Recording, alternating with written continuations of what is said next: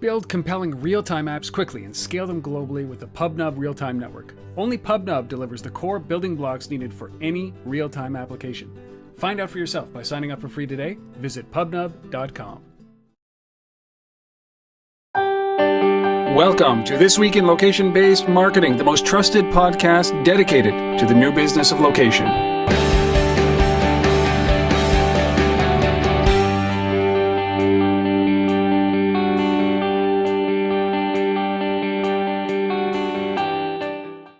It is time for This Week in Location-Based Marketing. This is episode number 146, recording this live on the 33rd anniversary of Elvis Presley's death. That's August 16th, 2013.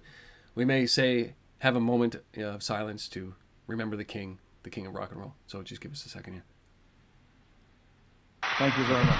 My name is Rob Woodbridge from Untether.tv, located in Ottawa, Ontario, Canada. With me as always, on the other side of the world, or the center of the known universe in Toronto. Actually back in Toronto as of last night. So Asif Khan from the Location-Based Marketing Association. Yeah. Welcome, buddy. How was San Diego?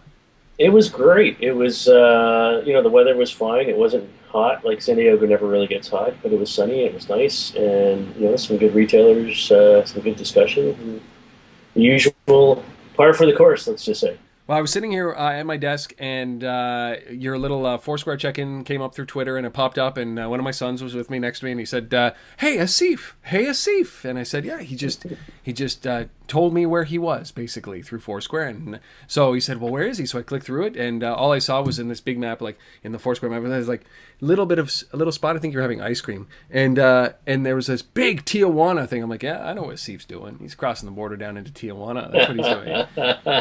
He says he's having ice cream. I did stop at the Ghirardelli ice cream shop. That was one of my check-ins, so that might have been it. That was the check-in, and he wanted you to bring him some ice cream. There you go. Did you? All right. Did you? Well, it was good, and we got a ton coming up, but I'm not going to highlight it all because there's like literally 50 events going on. What's next? Like, what's in the near future for you guys? Yeah, the big thing is we have an event in Amsterdam coming up at the end of the month on the 29th. But the big thing is our newest chapter, the LBMA, is expanding again. We have a new chapter in Dallas. And that launches September the 10th. So we've got AT&T, the marketing arm, JCPenney, all these guys that are based down there are going to be involved with that. So if you can make it out September the 10th, 6 to 9 p.m. All the stuff is on the website, lbma.com/events. Expanding. Ruling a little kingdom, right from Toronto. I love it. Something like that, yeah. I love it. Is there anything else that you wanted to push? Are you speaking anywhere in the next little while? I am, but nothing. A lot of sort of just being brought in by some of our members to kind of just help them a little bit, kind of look at their own internal paths and things like that. And then I'm actually coming to your neck of the woods in a little while too. Into September. To Ottawa to do some stuff with the Privacy Commission and the Competition Bureau and some of those guys. So, Cool. Very cool. Well, busy as usual, and this show is nothing short of jam-packed. Some great stories. This is what I love about this, is that when we start to talk about location, we start to talk about pervasive computing and always on computing. And so we've got our 6 stories. We've got a special guest. His name is Alex Kottoor, who's the co-founder of Siamese Systems. We're going to be talking about mobile CSI. That's mobile crime scene investigation. We're going to talk about contextualized data and how law enforcement is going to use big data and how it's all going to get in there through a mobile device. We got our Mobile Minute with Chuck Martin, the author Chuck Martin. He's going to be talking about literally who's benefiting from the mobile retail war. We talked a little bit about this around geofencing and the battles that are going on with geofencing, and he's going to elaborate on that in just over a minute. We've certainly got our app of the week, a fascination by this thing called MixBit. We'll come up with that in a second. It's our app of the week, and of course our resource, which is a staggering number, which you guys are selling out, I think, too cheaply. We're gonna cover that all in the next little while. And of course, as you can tell, if you're watching this or listening to this, I'm suffering from the ultimate in disease right now. I'm afraid to tell you, the fine watcher, fine viewer, fine listener, that I actually have what is known as the man cold. I have resisted many times calling 911. I'm getting no sympathy from my kids or my wife, But I know you men who are listening to this right now understand. You do understand what the man cold brings. It is a disaster. I do not wish it on my biggest, deepest, worst enemy. But now I'm suffering from it. So I must have done something in a previous life to actually garner this kind of hate and pain. So Yes. bear with us. Oh, and you know, one of the things that works well when you have a man cold, Rob, is what? You know, lots of desserts and you know, just junk food and stuff like that. And it reminded me to welcome our newest member of the LVMA who joined this week, Krispy Kreme. Oh, come on. Really? Yes. Well, hook us up, Krispy Kreme. Krispy Kreme, shout out to you. Welcome to the LVMA family, and look forward to working with you guys. Send us some donuts. Yeah, exactly. I'll take some right now. It'll help with the pain that I'm feeling, right? In my lungs and my nose. Anyways. Mm-hmm. So the man cold and Krispy Kreme. So I'm going to give that a try. See if I'll let you know how that goes. Okay. So before we jump into this completely, I want to start with our mobile minute, which is Chuck Martin, who has written a number of books on mobile. We're doing this daily, and it is actually taking off quite extensively. I love doing these because it's always great insight, and it's literally, this one's a little bit longer than a minute, but really this is such an important topic. We touched on it last week about this whole idea around geofencing and the impact of geofencing, your competitors' locations. Chuck actually wrote an article. This is his version of what we were talking about last week with our mobile minute for today. Here it is. Here's Chuck.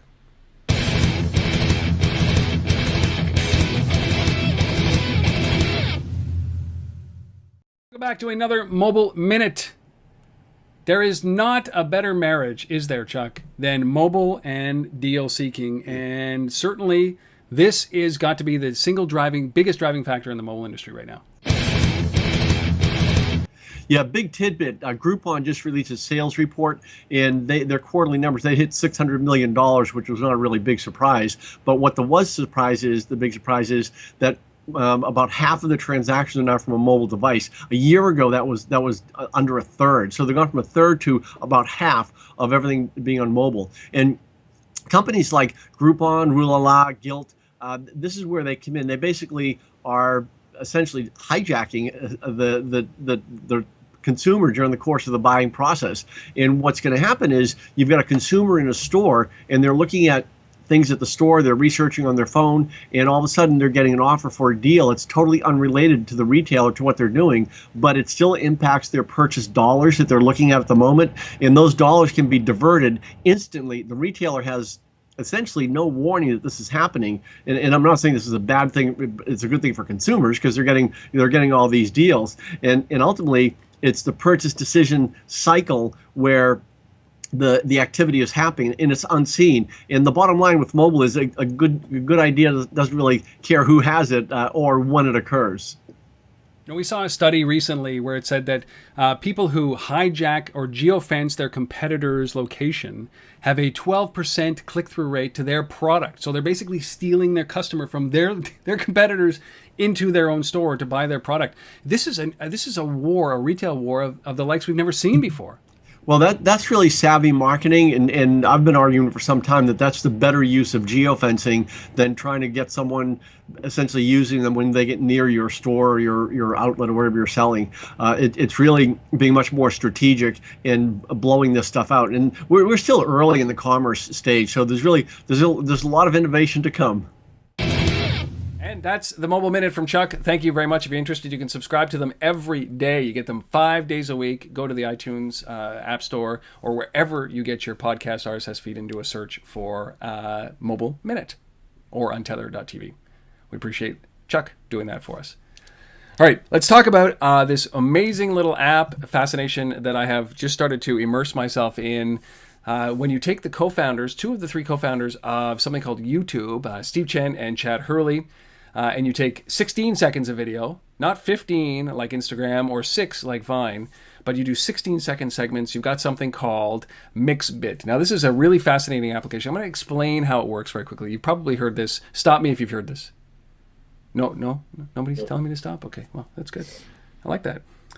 So this is an app called MixBit, and what it allows you to do is it allows you to record 16-second video segments and then paste them together. So I can literally up to 16 seconds, and I can actually have videos that last 1 hour in length. So it's not just 16 seconds, or 15 seconds, which is Instagram, or 6 seconds, which is Vine. This allows me to do multiple 16-second segments up to 16 seconds, and then I post it up through the application, through the MixBit app, and then what it does, it grants anybody the ability to use my clips and append or add their clips to my clips. So you basically, and the video can last up to an hour. So basically you get this crowdsourced, in theory, if it works, you get this crowdsourced video that can play up to an hour with 16-second clips.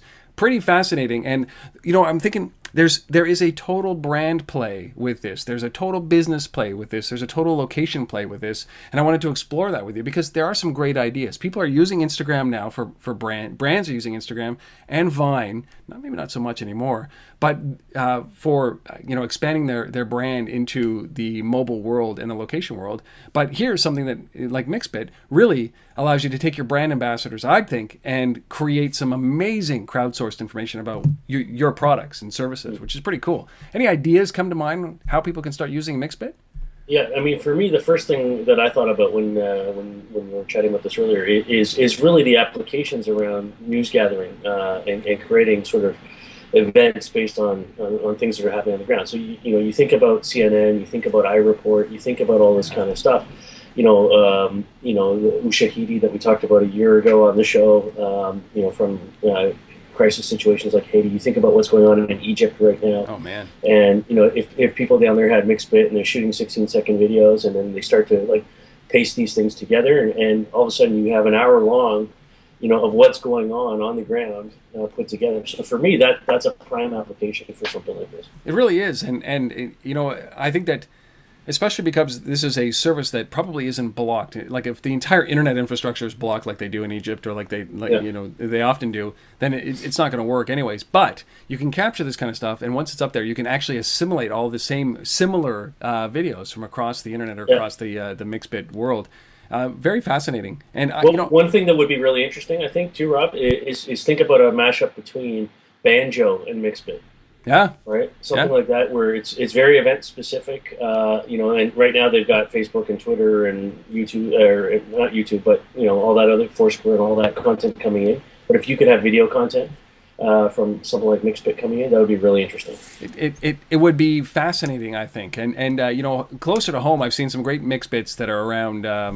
You got to talk to Damien about that, by the way. Yeah, will do. There's some good MixBits around concerts, or I've seen it dog walks in the park sponsored by IAMS, for example, where they've said, listen, go out and film your dog walking in a park, and you wrap your brand or you wrap your moment around that thing. So this dog walking video brought to you by IAMS, right? And you can do those kind of things, and there's opportunity here. It just shows you that the contextualized location video world is opening up. And I just we had a clip of it last week with Chris Savage from Wistia at wistia.com, talking about the impact that mobile is having on video, not only production, but distribution, and also brand building through video, and how most of us are now consuming a mass majority of the video through these devices, whether it's a tablet or a smartphone. So if you're a brand out there, think about something like MixBit. Think about a platform like this that enables your brand to go out into the masses and create crowdsourced content for you, which is pretty cool. So you can see it at mixbit.com, or you can download it in the App Store. It's a pretty cool tool, and these are no slouches, right? These are two of the three guys that created YouTube, and they were certainly ahead of the curve there. Maybe not so much ahead of the curve here, but this is a unique twist on it. And GigOhm, and Om Malik loves this. He thinks it's the future, and it goes along with really that application that I talked about a couple of weeks ago, which was the Everlapse, which was the animated GIF. Animated JPEG equivalent to this, which is pretty cool. So there's a trend here, and we're following it. We're on it. So that's mixbit.com. Awesome.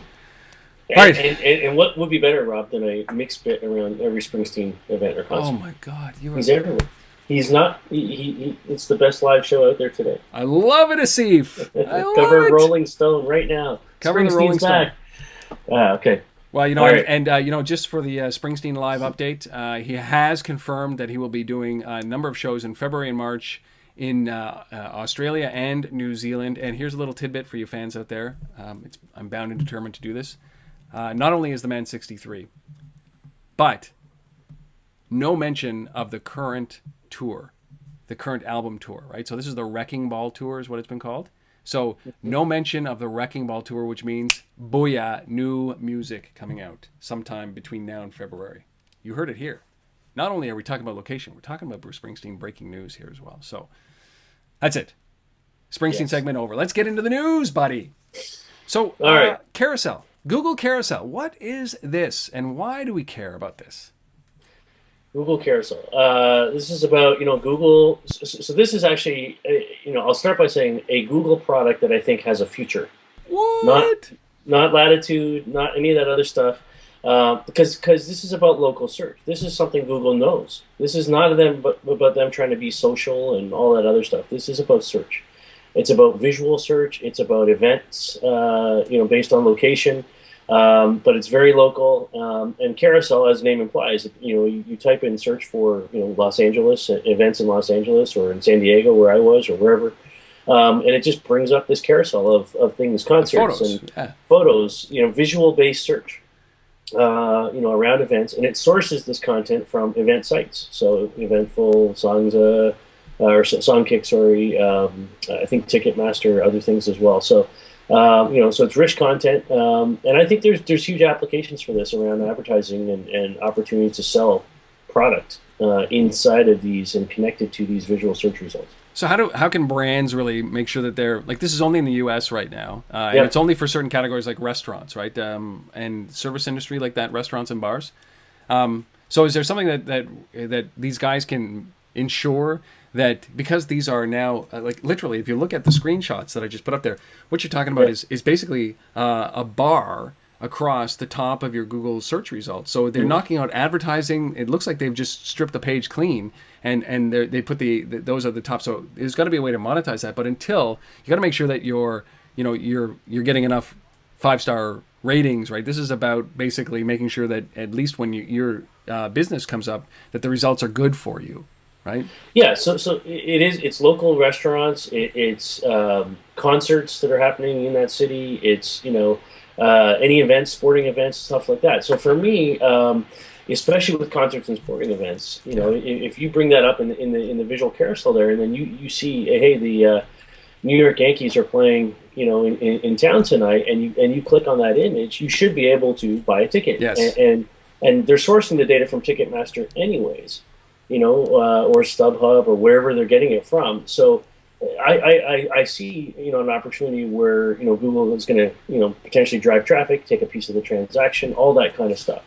So from a marketer's point of view, the focus has to be, if they're going down this path, is to make sure that your event, your content, your whatever is listed in all these other source sites, right? Because it's not Google itself you're listing it with; it's through all these other affiliate parties that they're pulling the content from. Yeah, so if you're not on there, you're not on there. And it's funny. I mean, I think that there's two different products here. There's the web product, which is the sit back and lay back experience, lean back experience, and then there's that mobile product, which should be interesting to see how they do this. Because if I'm looking for a restaurant and I'm doing a location-based search and I'm looking for a restaurant, like, I don't want to see the dishes as much as I want to see the front door, the location of it, the way they do it in Google Maps. So really fascinating here. So you're kind of optimistic about Google Carousel. Oh, I am. I like it, and I like the idea of a revenue stream that is kind of leveraging the advertising base, but getting portions of transactions, because advertising won't do it forever for Google, and I think they obviously realize that. All right, there you go. Second story, this is one of these things. We talked about this just a little bit before we started recording, which is there's a company in London that is doing these recycling bins that have interactive advertising on them. So flat panel screens that are doing advertising. And unbeknownst to the population, to the public that walk by, they've been scooping MAC addresses in order to maybe try to customize the advertising a little bit more for them. But then somebody found this out, obviously, and they weren't proactive in telling people that they were doing it. And now they've had to apologize that they're doing it and basically turn off that feature of these recycling bins. Like, we got to get used to the fact that we talked about this last week, that we are now in an always on, always connected, always being tracked world. And here's a perfect example of that. Although maybe a little bit, PR would have been a little bit better. Although I don't think that, even with our suspicions around being tracked, that we would have ever allowed this at this moment in time, right? But these public recycling bins, they were basically pulling your MAC address from your mobile device and not identifying you, but identifying the device that you're using, and then trying to push some good advertising to you. Well, at the end of the day, as much as I think they could have handled this a lot better, I mean, so these are bins that have been in place effectively since the Olympic Games were in London. But they haven't been tracking since They then. haven't been tracking. So it's just recently in the last few months they added these things that they call orbs that basically track the Wi-Fi MAC address, if you will, of devices that pass by it. So they don't know who you are. They just know that they see that device over and over again.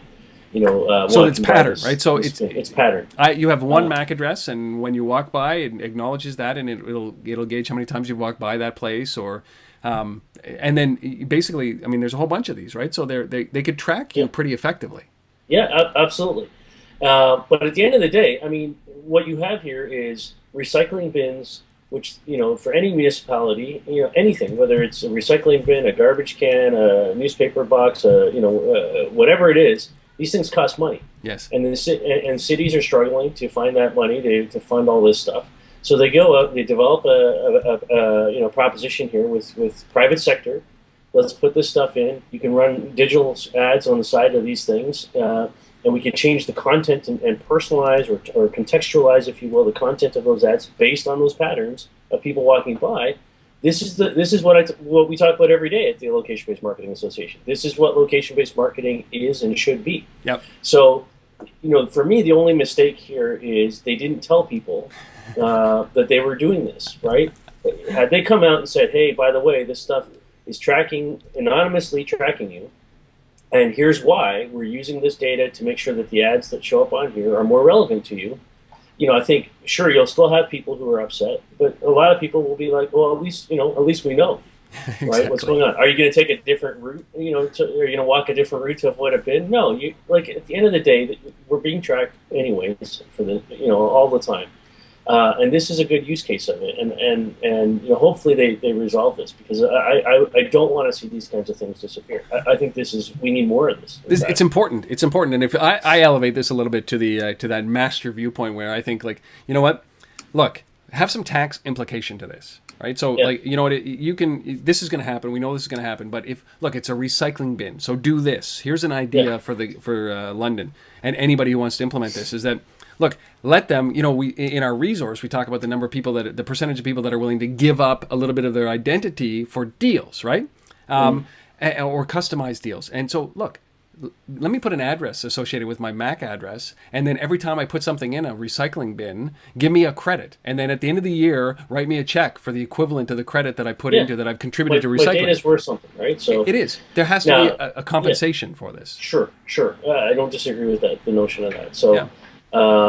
There's opportunity there, I think. There's definitely opportunity there, and I think there's a lot more of this kind of stuff that you can engage the private sector, and you can even engage the citizens in funding this. Yeah. Right. In different mechanisms. Where's the Kickstarter for government projects? Oh yeah, exactly. Caught up in red tape. Yeah, I mean, what should be happening? Because you know what? In every little town, in every little city around the world, I bet you there are projects that the municipalities want to do. Yep. They can't raise the money. It never happens. And yet in the same city, there's 10%, 20%, 30% of the population that wants it and is prepared to pay for it. Yep. So why not let them?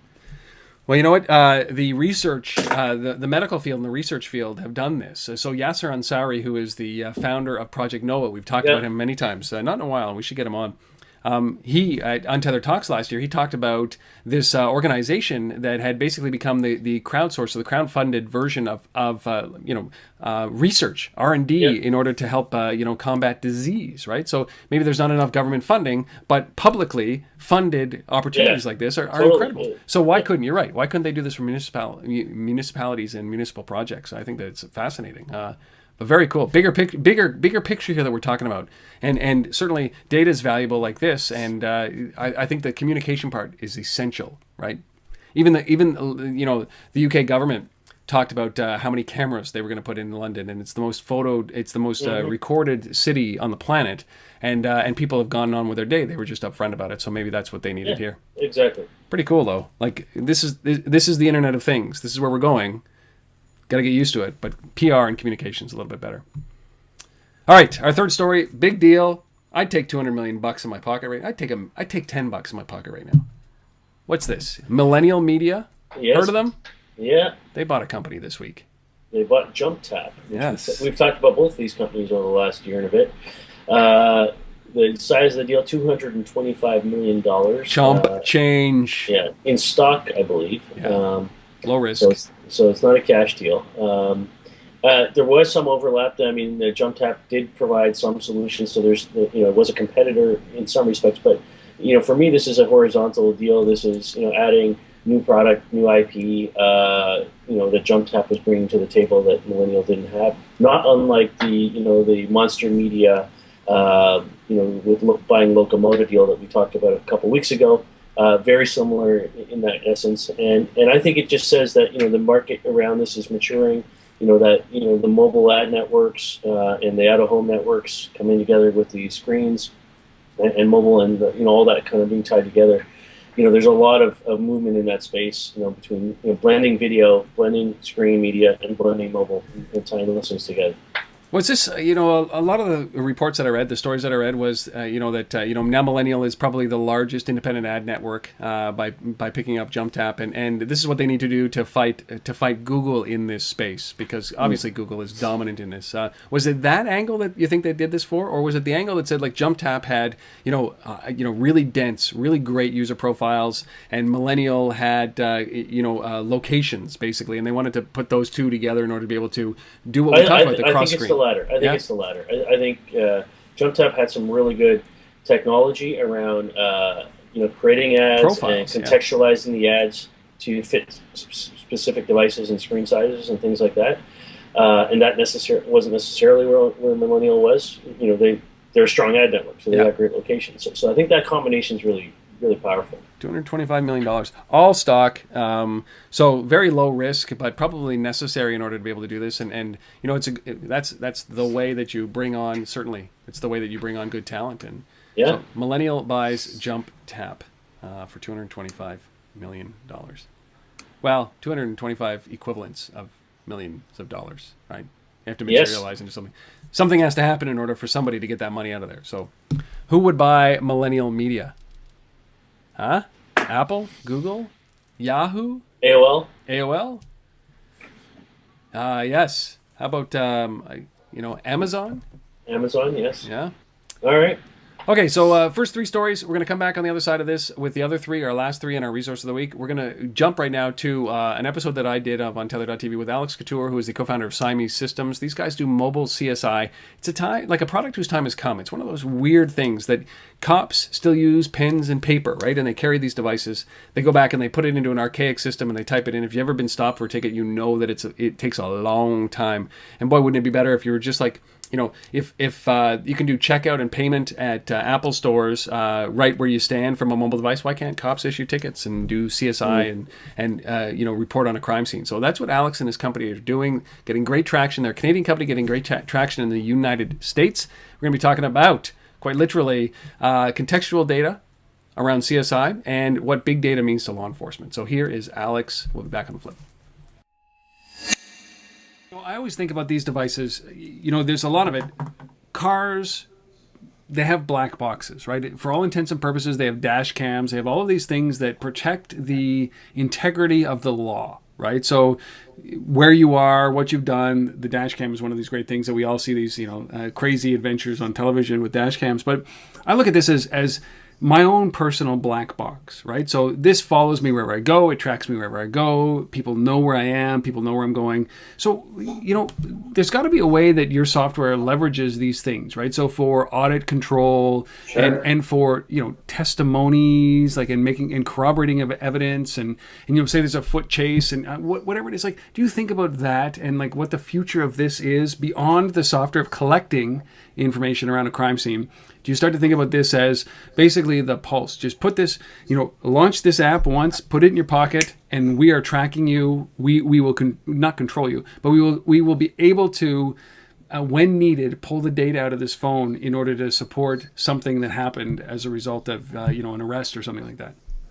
Yeah, I mean, I think my short answer is that I just went into a very long question, man. You got to give me a long answer. The Motorola two-ways that they all wear today. Yeah. I see that going to a smartphone, and I see sort of this. ecosystem of different technologies coming onto that device. And it's not just crime scene investigation and incident management. It's a whole bunch of things. It's two-way communication, secure communication. I think the networks need to build up to it to allow for that. But there's a gamut of different things, and location-based services. I mean, why aren't we using them? Yeah. And it's not about to just kind of keep employees accountable, but it's really about officer safety at the end of the day. So as bolt-on technologies come on to these devices, I think we're going to be in a much better place, and that's us as members of the community, and that's officers doing what they do every day. And what I've learned about police officers, actually, they're all very, very passionate typically about what they're doing.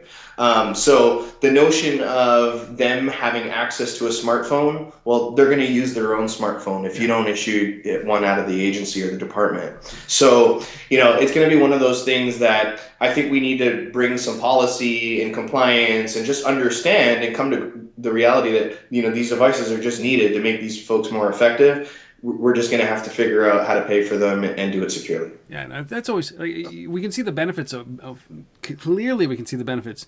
Where are the other opportunities for other guys like you? You found a niche, and you will expand from that niche and start to, once you're in there, I guess the plan is, you trust us for this, now you're going to trust us to do a whole bunch of other stuff. But, it just seems that every piece on a police officer's body, right, every device that they're carrying is ripe for disruption, right? So you can talk about sensors on your guns, you can talk about sensors on your badge to track you, you can do the two-way communication, you can put, heart monitors and blood pressure monitors to see, if they're in a tense situation or they can't talk, or, so like it just seems at some point that and maybe I'm just overthinking this, and I've watched RoboCop too many times.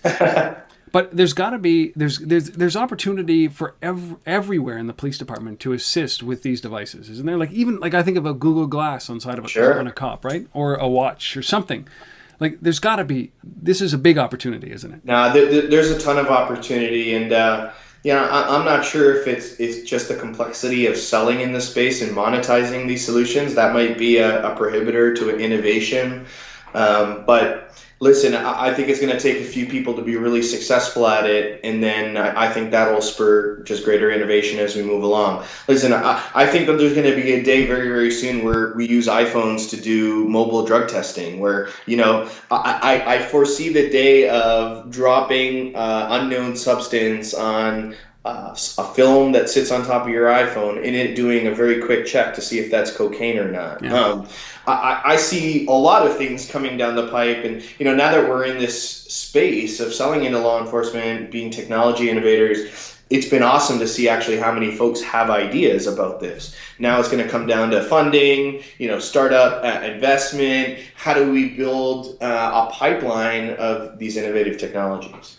I can't agree. I couldn't agree with you more. Just like the possibilities to me are astounding. I mean, I wrote an article maybe 3 years ago about, hey, listen, you want to eradicate drunk driving, which I think, there's two ways to look at these devices. They can be, they can be after the crime, right? Which is exactly where you are. You want to make sure that you don't miss anything, and this gives you an opportunity to document the entire crime scene. And eventually, you can see panorama, 3D, all that kind of stuff.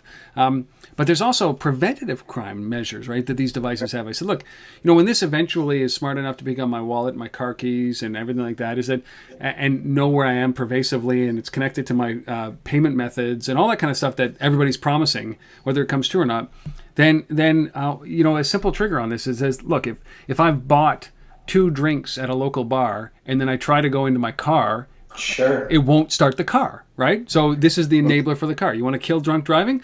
Hand a phone to every single person on the planet or in North America, and then start doing that, aiming towards that. So sure.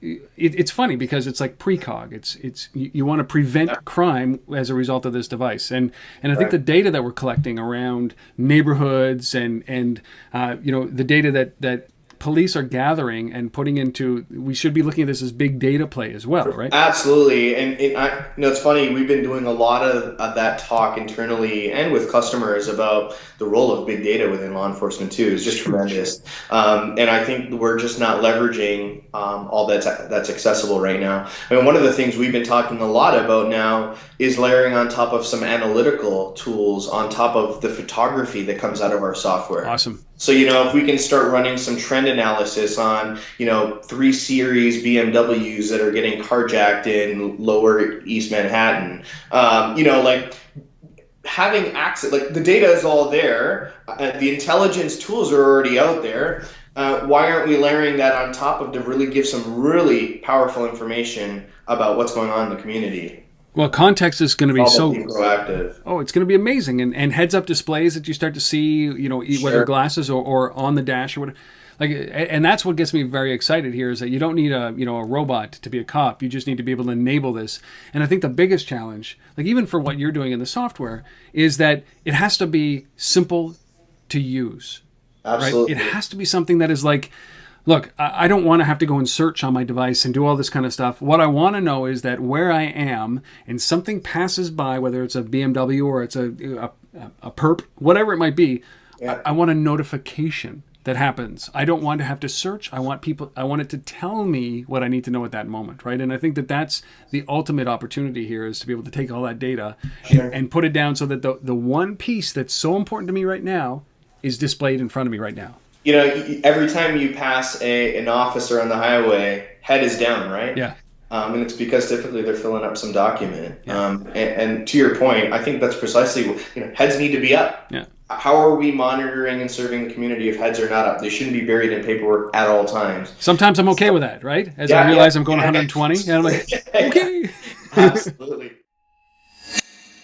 And that is Alex Kottoor, who is the co-founder of Siamese Systems, the mobile CSI company. You can find the whole interview up on untether.tv right now. I appreciate Alex coming on to Untether and allowing us to use this clip for This Week in Location-Based Marketing. Alex Kottoor, Siamese Systems. All right, back in the stories, Asif. I love me my robots, man. I love me my robots. What is this? This is so unique.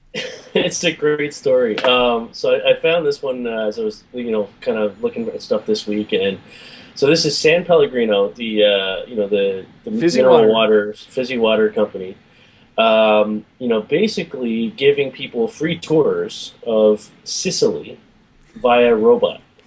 Love me my robots. So you don't need to fly to Sicily anymore. You don't need to, get your air miles all loaded up and get ready to book a trip. You don't even have to ever go there. You can just experience it via a robot who's already there strolling the streets for you. And so the way it works is, it's really interesting, and I know you got a video we'll show in a second, but basically you like San Pellegrino on their Facebook page, and then it puts you into a queue that you get to, when your time comes up in the queue, you get to basically control a robot that's, going around the streets of Sicily. So it's a campaign that's running right now until August the 17th. It's a daytime thing. This doesn't work at night. It's 9 a.m. to 3 p.m. And you can basically roam a robot around Sicily and experience it as if you were there. Watch this.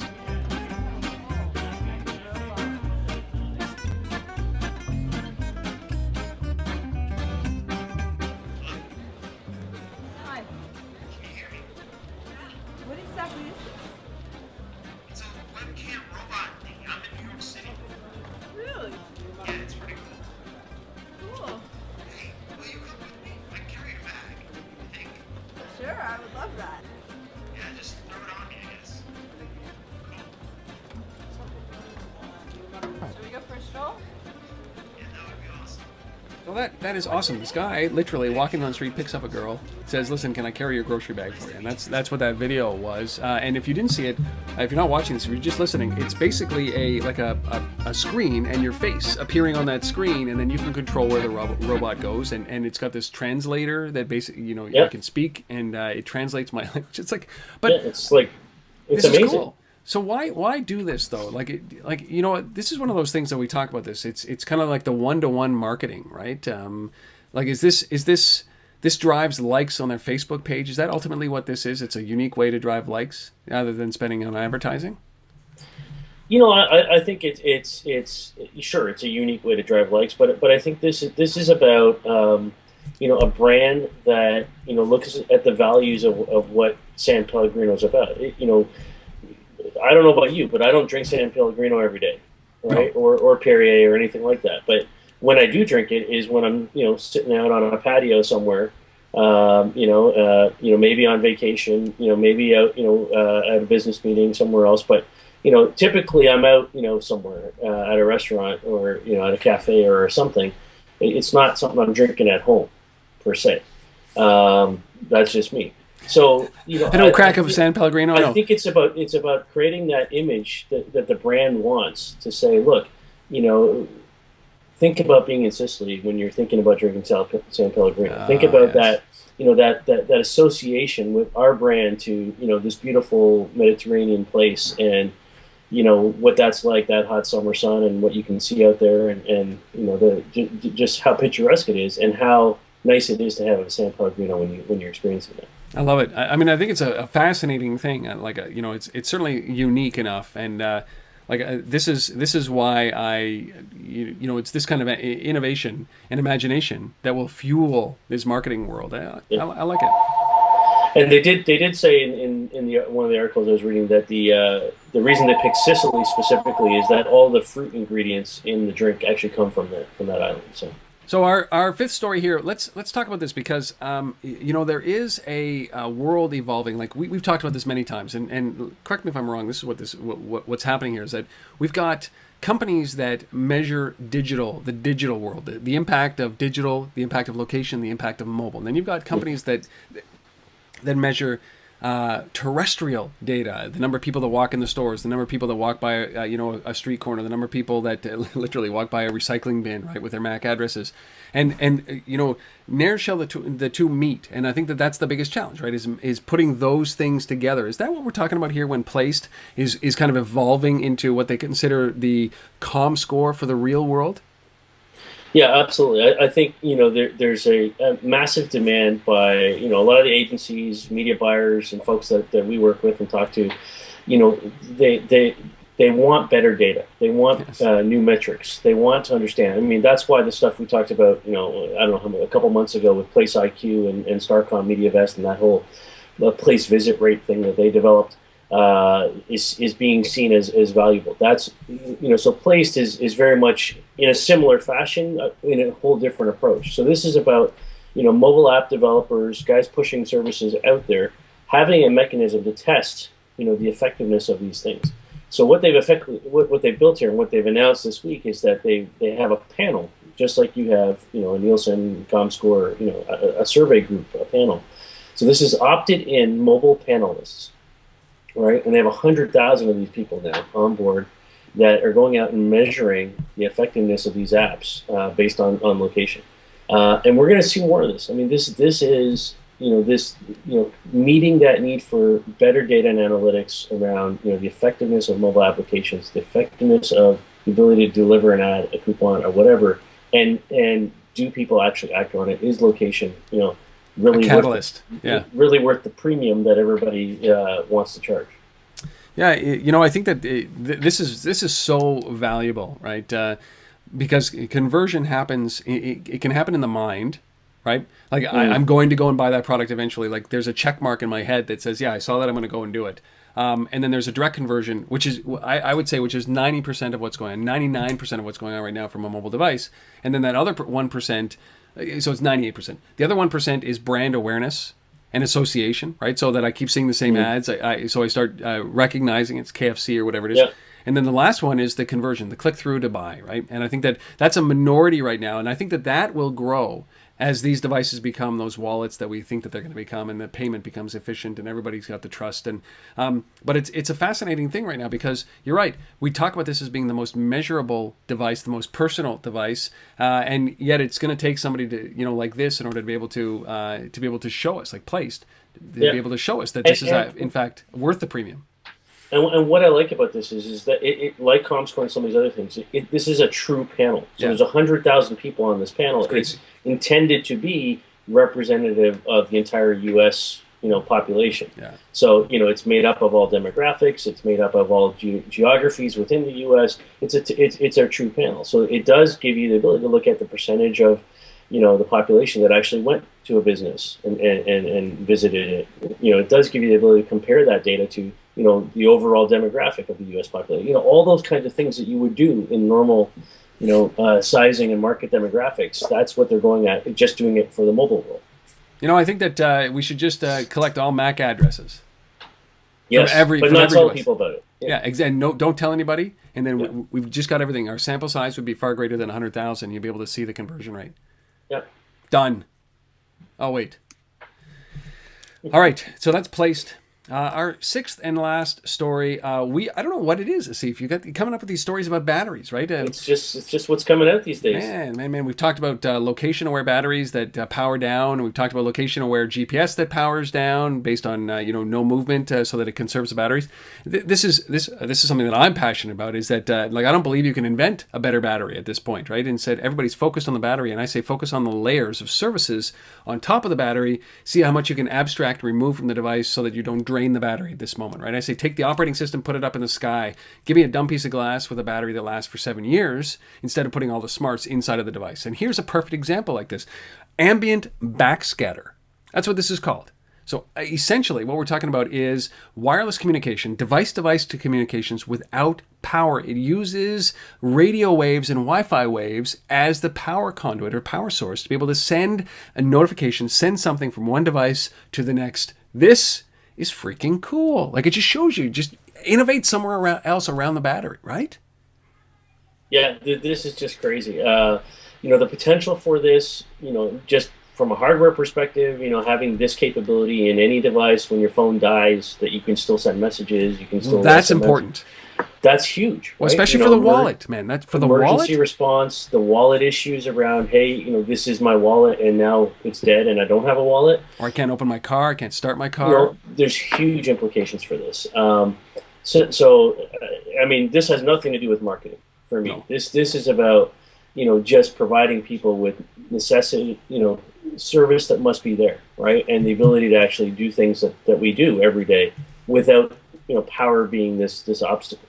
And power is an obstacle, but you start to project about what this means for sensors, right? So forget the MAC address, in the recycling bin. What we're talking about here is this is an opportunity. We've talked about smart pavement, for example, to do traffic patterns, and we've talked about, we've even talked about in-store notifications and pinging and all those kind of things. But these are sensors that can be embedded inside a brick. These are sensors that don't need power.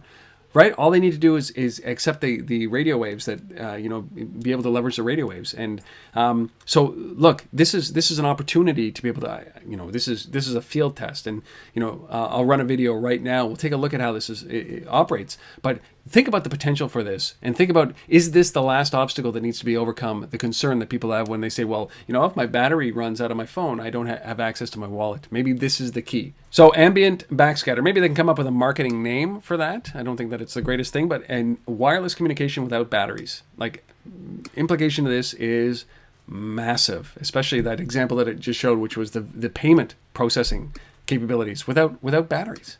Man, I love it. And I start to think about, okay, so now how do you leverage this kind of technology to power a car, right? Yeah. Or power a motorcycle or a scooter to begin with through radio waves, and then harness that to be able to create enough energy? It would take a lot, I think, but there's a lot of radio waves out there. We know that, right? Your little tweet there you showed the colorization of the Wi-Fi signals, right? Exactly. Wow, that's very, very cool. I'm so fascinated by this kind of stuff. It just shows you that there is innovation.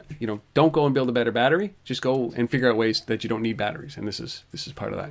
Very cool. I think about the conference I was at a few weeks ago when I was reading this story. With NASA and all these guys. Yeah. Think about what they could do with this in space. Like if they could, just taking whatever waves they're generating there and use those as power sources. That's crazy. It starts here with a simple payment. Yeah. Man, oh man, oh man. Ambient Backscatter. It's growing on me. Ambient Backscatter. Mm-hmm. Those are the 6 stories that we covered this week. The most important stories that you should know about. Probably the ones that you've never heard of as well. Our Mobile Minute with Chuck Martin. We had our app, which is MixBit, which is MixBit. MixBit will be next week. And Alex Kottoor, who's the co-founder of Siamese Systems, talking about his mobile CSI. It's a Canadian-based company, as our guest. Last piece of business, our resource of the week. And Asif, as we say every week, everybody has their price. Privacy can be bought. Right. Yeah, this is a report from Infosys called Engaging with Digital Consumers. And the top stat right off the bat says 93% of people they surveyed, 5,000 people they surveyed in Australia, France, Germany, UK, and US, 93% of them said that they would provide retailers with detailed information if they receive customized offers in return. It's crazy. People just want stuff, man. It's all about value, all about relevance. I say it over and over again. Every conference I speak at, I talk about this. And the data is here to back this up. And it is about opt-in, and it is about permission-based, and it is about telling people what the value is before you ask them to share their information. That's the key. Numbers here are amazing. When you do it in the right way, people respond. People want to do it. People want to share their data. But there's got to be some value. So customized deals are values, right? Like, I never give IKEA my postal code. Yeah. Right, so okay, so where's my discount? If I give you that amount of data, there's a value for that. I mean, it's how much, how far you're drawing and what part of the community is. I might be around the corner, but I'm not going to give that to you. So where's my discount? Maybe it's 1%, and if I do it 10 times, I get 10% on my deal. But they say here, 71% of respondents said that they would favor retailers providing deals and incentives tailored to their location. 71%. 38%, only 38% said that they would give up your postal code, right? So this is a very, very, very important statistic. But everybody has their price. That's what we've been talking about. There is a price. You have your price. It might be a latte, and it also might be a customized deal. But the difference is there's got to be some value in it for the consumer. And if you're not providing it, don't freaking do it. And for you this week, Rob, it's chicken soup, right? It's chicken soup, yeah. Chicken noodle soup, and man. Campbell's can buy you for this week. Yes, the special moment. It would be chicken noodle soup. If they weren't busy fighting legal battles around, the use of the word healthy for your heart or whatever it is. Exactly. Yeah. As we inject pure salt into your system. Yes. No such thing there. Yeah. Anyways. So that's it. So retail touch points. We'll link this up. I mean, it'll be in the show notes on untether.tv. This is episode number 146, or it'll be up on the lbma.com/research. Already there. There you go. RetailTouchpoints.com is who put this out. Very, very, very cool study. 93% of consumers would share personal data in exchange for customized offers. If you're not doing it, what are you waiting for? Wow. There you go. Couldn't say it better. That is it. That is the end of this episode. Episode number 146. We'll be back next week for 147. Any parting words, Asif? Krispy Kreme, where are the donuts? We haven't received them yet. What is going on? I don't know. We don't have Krispy Kreme in Canada anymore. That's the problem. Well, it's probably because we're the slender people up here, right? Yes. There's no Krispy Kremes left in Canada? No. Wow. All gone. That was short-lived. Way to go, Tim Hortons. It's a shame. Tim Hortons knocked them on their ass, right? Yes. Nah, but it's a different product. Krispy Kreme's really about, a dessert. Decadent. It's decadence. Yeah. Well, Krispy Kreme. Too bad. Well, maybe they're in the mail. That is it. Asif, we will be back next week. Have a safe week. And for all of you who are out there listening, watching, whatever you're doing, don't get the man cold. It is a disease. I will start my campaign against the man cold. If you want to make a donation, I accept them more than gladly. We'll accept them to help find a cure for this. We'll be back to 100% next week. But thanks for tuning in. Thanks for sticking around. We'll see you next time. Asif, safe week, man.